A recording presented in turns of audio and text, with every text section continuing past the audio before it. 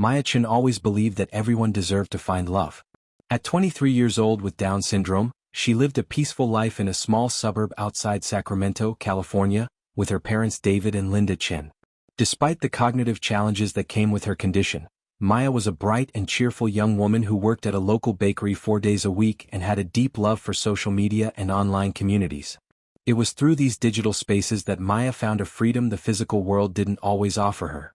Online she could just be Maya, not the girl with Down syndrome.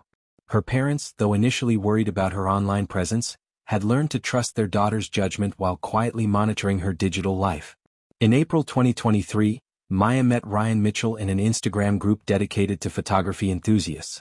Ryan's profile showed an attractive 27-year-old man with sandy brown hair, a warm smile and countless photos of landscapes from across the country. He introduced himself as a freelance photographer based in Buffalo, New York, and his posts were always thoughtful and artistic. The first contact happened when Maya commented on a sunset photo Ryan had posted from Niagara Falls. "This is beautiful. I've always wanted to see Niagara Falls," she wrote, adding several heart emojis. Ryan's response came within minutes. "Maybe someday you will. It's even more amazing in person. What's your name?" What began as a casual conversation about photography quickly evolved into daily messages. Ryan showed genuine interest in Maya's life, asking about her work at the bakery, her favorite hobbies, and her family. He shared stories about his travels, sent photos of places he'd been, and always had encouraging words for Maya. "You have such a beautiful soul, Maya," Ryan wrote in one of his messages. "It's rare to find someone so genuine in this world." Those words made Maya's heart soar. Never before had anyone outside her family shown such romantic interest in her, and Ryan's constant attention made her feel special and valued. Linda Chen noticed the change in her daughter's behavior almost immediately. Maya, who had always been happy, now radiated a different kind of joy. She spent hours on her phone, always smiling, and talked constantly about her friend Ryan from New York. At first, Linda was pleased to see her daughter so excited, but a small worry began growing in her heart. "Maya, sweetheart, tell me more about this Ryan," Linda said one evening as they prepared dinner together. "How did you two meet?" Maya's eyes sparkled as she enthusiastically explained how she'd met Ryan on Instagram, and how kind and attentive he was. "He's a photographer, Mom. And he said that when I visit him in Buffalo, he'll take me to see Niagara Falls and teach me photography." An alarm went off in Linda's mind. "Visit? Have you talked about that?" "Of course. Ryan said he wants to come visit me first, though. He wants to meet you and Dad and said he's already falling for me." Maya spoke with an innocence that broke her mother's heart. That night, Linda talked to David about her concerns. They both knew that Maya, despite her sweetness and emotional intelligence, was more vulnerable to manipulation due to the cognitive characteristics of Down syndrome. Her tendency to trust people easily and her difficulty perceiving hidden motives were aspects that always worried them. "Maybe we should learn more about this Ryan," David suggested. "Ask Maya to show us his profile. Maybe even video chat with him." But when they suggested this to Maya, she became visibly uncomfortable. "Ryan's camera on his phone is broken," she explained. "He said he'd rather meet you in person when he comes to visit." It was the first red flag. Linda felt a chill run down her spine. Something wasn't right, but she didn't want to seem overprotective or dismiss her daughter's feelings. Meanwhile, the conversations between Maya and Ryan intensified. He started making voice calls, always with excuses about his broken camera. His voice was gentle and caring, and he spent hours talking to Maya about their future together. "You're the love of my life, Maya," Ryan said during one of these calls. "I've never felt this way about anyone. You complete me in ways I never knew were possible." Maya melted at every word. For the first time in her life, she felt truly loved by someone outside her family.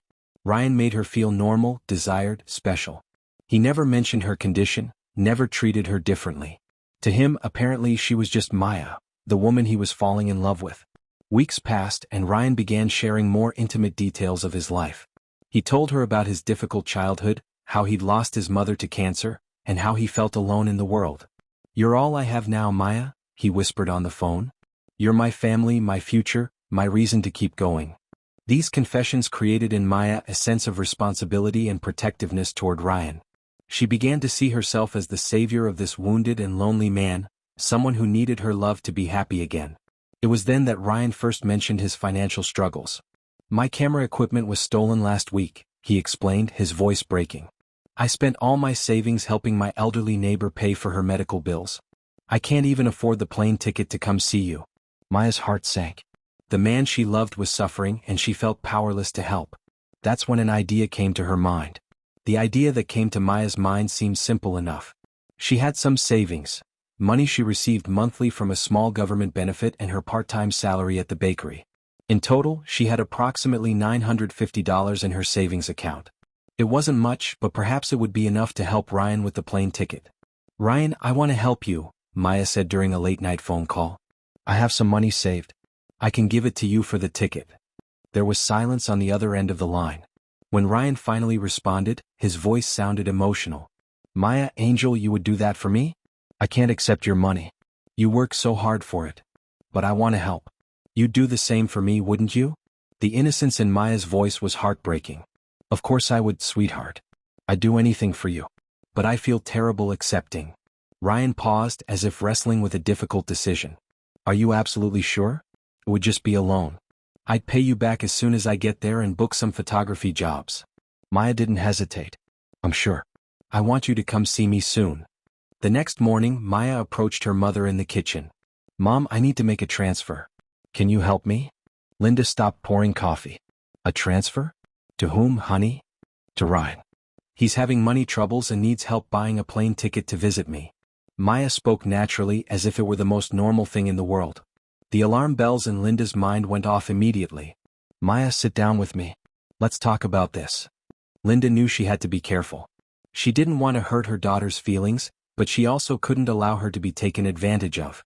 "Sweetie, how long have you known Ryan?" "Almost 2 months," Maya replied, smiling. "He's the love of my life, Mom. Have you met in person? Have you video chatted?" Maya's smile faltered slightly. "His camera is broken, but we talk on the phone every day for hours. He knows me better than anyone." Linda chose her words carefully. "Maya, I understand you care about him very much, but sending money to someone you've never met in person can be dangerous. There are bad people out there who take advantage of good people like you." "But Ryan isn't like that," Maya protested, tears welling in her eyes. "He really loves me. You don't understand because you've never talked to him." Linda sighed. "Then how about we ask him to video call us? If he really loves you and wants to visit, he surely wouldn't mind meeting your parents." Maya was quiet for a moment, clearly uncomfortable. I'll ask him." That afternoon, Maya called Ryan and explained the situation. His reaction was immediate and emotional. "Maya, I'm so hurt," Ryan said, his voice sounding wounded. "Do your parents think I'm some kind of scammer? That breaks my heart. I thought they'd be happy knowing someone loves their daughter so much." "It's not that, Ryan. They just want to meet you because they care about me. I understand, sweetheart, but I'm going through such a difficult time right now. I might lose my apartment if I don't pay rent soon. And now I find out your family doesn't trust me." Ryan paused dramatically. "Maybe it's better if I just give up. I don't want to cause problems between you and your parents." "No. Please don't say that." Maya panicked. "I'll get the money another way." "Maya, no. I don't want you getting in trouble because of me. If your parents don't approve of our relationship." He trailed off. "They will approve. They just need to know you." Maya was desperate now. "Please, Ryan, don't give up on us. I love you so much, Maya. You're everything to me. But I can't accept you fighting with your family because of me." Ryan sighed deeply. "I'll find another way to get the money even if it takes longer." After the call, Maya was inconsolable. Linda found her crying in her room and felt her heart ache at the sight of her daughter's pain. Hello guys, if you'd like to support our team that brings you the best true crime stories every week, don't forget to leave a like. It really helps us keep going. And we'd love to hear what you think in the comments below. Thank you for being with us and enjoy the rest of the video. "Mom, you're ruining my life," Maya sobbed. "Ryan thinks you don't like him, and now he wants to give up on everything." Linda tried to comfort her. "Honey, if he really loves you, he'll understand we just want to protect you." "Protect me from what?" "From love. From happiness." Maya pulled away from her mother. "You don't understand. No one has ever loved me the way Ryan loves me." That night, David and Linda talked at length about the situation. They both recognized the classic signs of a romance scam, but they also knew these were Maya's first experiences with love, and she was completely emotionally invested. "If we stop this too abruptly, she might rebel," David said. "You know how our daughter is when she wants something." But we can't let her be deceived, Linda replied. I need to look into this Ryan more closely. Without Maya's knowledge, Linda began her own investigation. She examined Ryan's Instagram profile and noticed some strange inconsistencies. Some photos looked very professional, almost stock photo quality, while others seemed more amateur. She tried doing a reverse image search on Google but couldn't find anything conclusive. Meanwhile, Ryan kept in constant contact with Maya, always reinforcing his love and sadness over her family's misunderstanding. I dream every night about the day we'll finally meet, he whispered on the phone. But I can't stand that this is causing problems between you and the people you love. It was perfect psychological manipulation. Ryan positioned himself as the romantic martyr, willing to sacrifice his own happiness for Maya's well-being. This only increased her determination to prove to her parents that he was sincere. That's when Maya made a decision that would change everything. If her parents wouldn't let her help Ryan officially, she would find another way. After all, it was her money and she had the right to use it as she wished. The next morning, while her parents were at work, Maya gathered her documents and went to her bank. Using the online banking app her parents had helped her set up for emergencies, she initiated a wire transfer of $800 to an account Ryan had given her.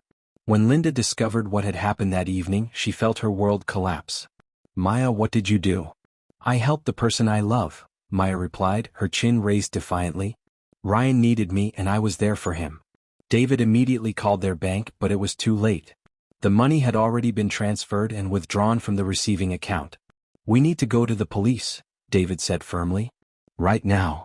The Sacramento Police Department's Financial Crimes Unit was moderately busy that Thursday afternoon. Detective Sarah Martinez, a cybercrime specialist for over 12 years, received the Chin family's case with a weary sense of familiarity. It was the third similar case she'd seen that month alone. Another romance scam, Sarah muttered to her partner, Detective James Wong, as she reviewed the initial report. This time the victim has Down syndrome. James looked up from his computer screen. God, that's low. These people have no shame. Sarah nodded grimly. At 42, she'd seen plenty in her career, but cases involving exploitation of people with disabilities always hit her harder. Her younger brother had cerebral palsy, and she knew firsthand how vulnerable such individuals could be to manipulation. When the Chin family arrived at the station, Sarah was immediately struck by the quiet strength in Linda's expression. Maya was visibly shaken, sitting between her parents with her eyes red from crying. But there was a fierce determination in David that the detective recognized, the resolve of a father who would do anything to protect his child. I need you to tell me everything, Sarah said gently, focusing particularly on Maya. I know this is hard, but the more information you can give me, the better I can help you. Maya, her voice trembling, told the entire story, from the first contact on Instagram to the wire transfer that morning. Sarah took detailed notes, paying special attention to technical details. Phone numbers, account information, usernames used. Has the name Ryan Mitchell come up in other cases? Linda asked. Sarah consulted her database. Not that exact name, but similar variations. Ryan Miller, Ryan Martin, Ryan Matthews. It's a common technique, using generic American names to make tracking difficult. James joined the conversation, opening his laptop. I've pulled some preliminary information. The phone number he used originates from a burner phone registered in New York, but the calls were routed through multiple VoIP services. The bank account the money was sent to was opened just 6 weeks ago under the name Ryan Mitchell with an address in Buffalo that turns out to be a vacant lot. So it's a fake identity? David asked. Almost certainly, Sarah replied. These aren't lone criminals. They're organized networks, usually operating out of multiple locations. They study social media profiles, identify vulnerable targets, and create fake personas specifically designed for each type of victim. Fake personas? Maya asked quietly, her first real engagement in the conversation. Yes, honey, Sarah replied softly. The Ryan you met probably never existed. The photos were likely stolen from someone else. The entire story was fabricated. They have scripts, prepared conversations for different situations. James turned his laptop toward the family.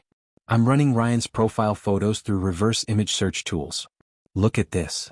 The screen displayed the same photos Maya knew so well, but now with shocking information attached. They belonged to a Canadian travel blogger named Liam Patterson, who had no idea his images were being used criminally. But he called me every day, Maya protested weakly. We talked for hours. They're very good at what they do, Sarah explained. There was probably a script for those conversations too. They study psychology, learn exactly what to say to each type of victim. The investigation continued through the afternoon. Sarah requested phone records, bank details, and initiated contact with the FBI's Internet Crime Complaint Center for interstate cooperation. But her expressions weren't encouraging. "I need to be honest with you," Sarah finally said. "The chances of recovering your money are very slim. These criminals are professionals. They know how to move funds quickly through multiple accounts and jurisdictions." "But can they be caught?" Linda asked. "It's possible but complicated. We'd need cooperation from multiple agencies, and even if we locate them, these cases are difficult to prosecute. The perpetrators often operate from states with different laws, or even from overseas." James returned with concerning information from his research. "Sarah, I found something troubling. I've identified at least 8 similar cases in California in the last 3 months. San Diego, Los Angeles, Fresno. All of the victims have some form of intellectual disability." Sarah felt anger rising within her. "They're specifically targeting this vulnerable population." "Is there a pattern?" David asked. James consulted his notes. "Yes. All the scammers presented themselves as creative professionals, photographers, artists, musicians. Always young, attractive men. The approaches always began in social media groups related to innocent interests: photography, cooking, pets, art." "How much money was stolen?" Linda asked. "From the cases we have on record, over $18,000. But I suspect there are many more victims who haven't reported it due to shame or because they didn't realize they'd been deceived." Sarah decided to try a different approach. "Maya, would you be willing to try contacting this Ryan again? Under our supervision, of course." Maya hesitated. The thought of talking again to the person who had broken her heart was painful. But if it could help others. "What should I say?" "Nothing you're not comfortable saying. We just want to see if we can get more information about their operation." With Sarah and James monitoring and recording, Maya called the number Ryan had used. To everyone's surprise, someone answered. "Maya?" The voice was different, younger with a slight accent. "Ryan?" Maya asked, confused. The person on the other end laughed. "Ryan's busy with another California girl right now. A Marcus. But I've heard all about you, sweetheart." Sarah signaled Maya to continue. I wanted to talk to Ryan." "Ryan doesn't exist, babe. None of us do. But hey, if you want to send more money, I can be your new online boyfriend." Marcus laughed cruelly. "Or better yet, why don't you fly out and visit us? Got a whole crew here who'd love to meet a sweet California girl like you." Sarah immediately motioned for Maya to end the call. The implication in Marcus's words was clear and terrifying. "Oh my God," Linda whispered. "They're not just stealing money." Sarah nodded gravely. "I suspect we're dealing with something much bigger than a simple romance scam. This could be connected to human trafficking." James was already typing furiously on his laptop. "I'm sending all this information to our human trafficking task force and the FBI immediately." "What does this mean for our daughter?" David asked, his voice tight with fear. "It means Maya isn't just a victim, she could be in danger," Sarah replied. "They have her photos, her address, her daily routine. You need to take immediate security measures." The Chen family left the police station with a mixture of relief at having reported the crime and terror at discovering they were dealing with something far more sinister than they'd imagined. Sarah worked late into the night, coordinating with federal agencies and other state police departments. She knew this case was only beginning to reveal its true scope. In a cheap motel room outside Las Vegas, Marcus hung up the phone and grinned at his companions. "Another dumb Cali girl took the bait. This one even has Down syndrome. She'll be even easier to control if we can get her out here." 3 months after the initial report, something unexpected happened. Maya received a message on Instagram from Ryan Mitchell's account. "Maya, I'm so sorry. I know you must hate me, but please let me explain. I was in a really dark place and I made terrible mistakes. I got help and I'm in therapy now. I want to make things right. Can we talk?" Maya's hands shook as she read the message. Despite everything she'd learned, despite the therapy sessions with Dr. Patricia Morrison, despite her parents' warnings, a part of her still wanted to believe that Ryan had been real, that the connection they'd shared had meant something. She showed the message to her parents immediately. "It's another trick," Linda said firmly. "Don't respond." But David had a different thought. "Wait, what if we tell Detective Martinez? Maybe this is an opportunity." When Sarah Martinez saw the message, her instincts went on high alert. "This is unusual," she said. Scammers rarely circle back to victims who've reported them. Unless what? David asked. Unless they're planning something bigger. Sarah's expression was grim. I want to set up a controlled communication. Maya, if you're willing, we could use this to try to track them down. Over the next week, under careful police supervision, Maya exchanged messages with Ryan. His story was elaborate. He claimed he'd been struggling with addiction, that he'd hit rock bottom after taking her money, and that he was now clean and wanted to pay her back in person. I'm driving across the country, Ryan messaged. A road trip to clear my head and make amends with people I've hurt. I'll be in Sacramento in 2 weeks. Can I see you? Just for coffee? I need to apologize face to face and return your money. Sarah convened an emergency meeting with her team, the FBI, and the Chin family. This is it, she said. They're planning to meet her in person. This almost never happens in these cases, which tells me they're after something more than money.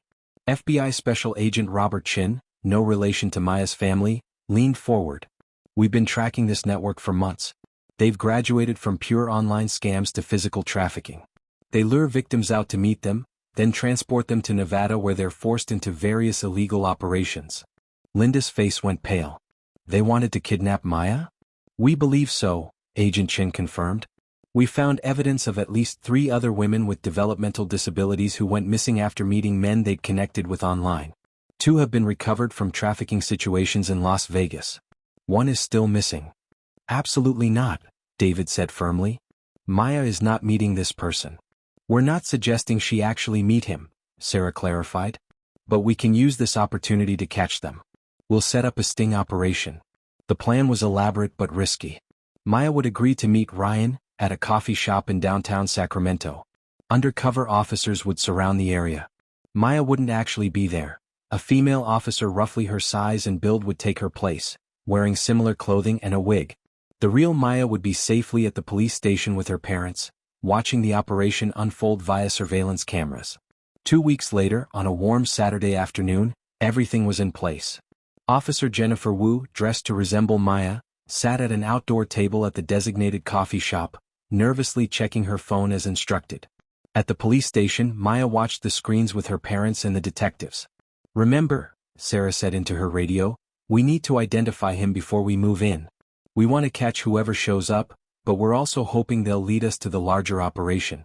At 2:47 p.m., a man approached the coffee shop. He was tall, in his early 30s with dark hair, nothing like the photos of Ryan Mitchell. He wore sunglasses and a baseball cap pulled low. He scanned the outdoor seating area, his eyes landing on Officer Wu. He approached slowly, cautiously. Maya, he said quietly. Officer Wu looked up and smiled uncertainly as rehearsed. Ryan.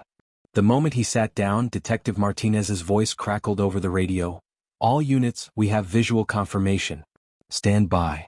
The man reached into his jacket and every officer tensed. But he pulled out an envelope. I brought your money, he said. All of it. $800. Officer Wu took the envelope and that's when things went wrong. A van screeched to a halt at the curb.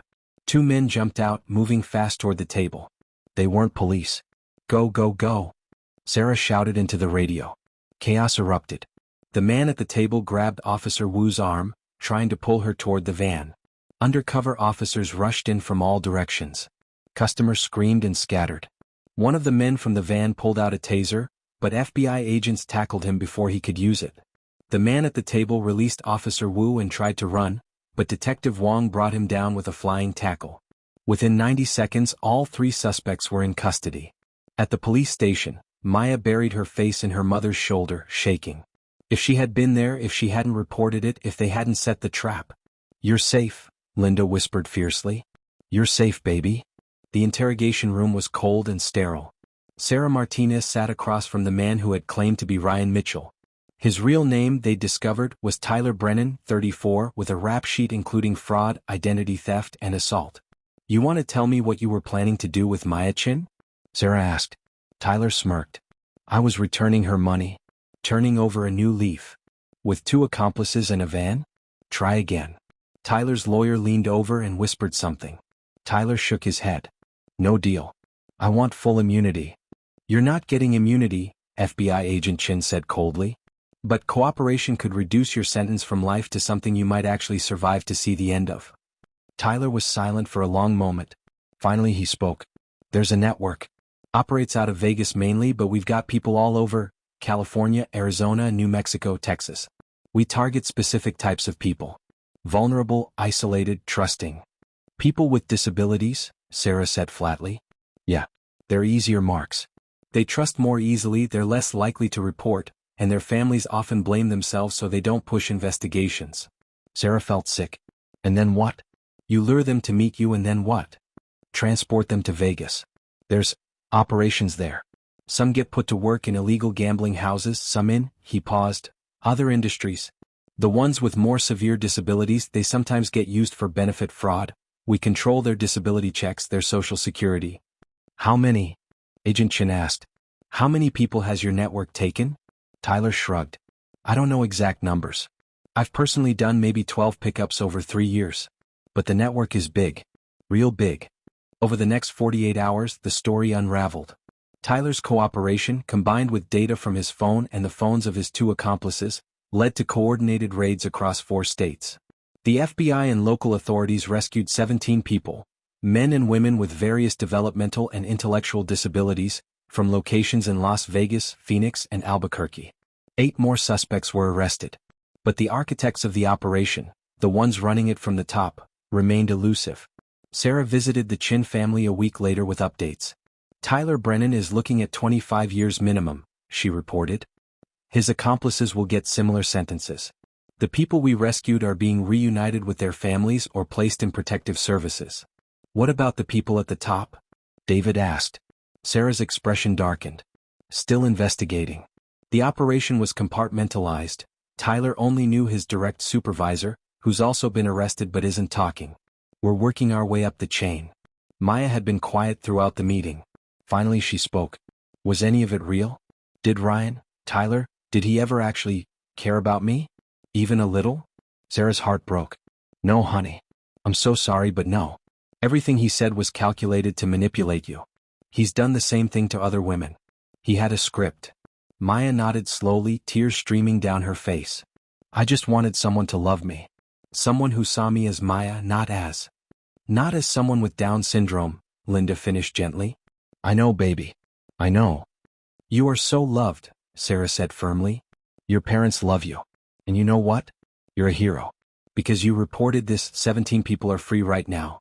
17 families have their loved ones back. That's because of your bravery. 6 months after the sting operation, Maya Chin stood in front of a room full of young adults with various developmental disabilities at a community center in Sacramento. Her parents sat in the back, along with Detective Sarah Martinez. My name is Maya, she began, her voice stronger than it had been in months. And I want to tell you about something that happened to me. Not to scare you, but to protect you. She told her story, the whole story, leaving nothing out. The room was silent except for a few sniffles and the scratching of a counselor's pen taking notes. I thought I wasn't good enough for love, Maya said. I thought that because I have Down syndrome I should be grateful that anyone was interested in me. But that's not true. We all deserve real love. Real respect. And real love never asks you to send money. Real love never makes you feel like you have to prove yourself. After her presentation, several young people approached her with their own stories. Some had been scammed, others had felt pressured by online contacts. All of them had struggled with the same fears Maya had faced.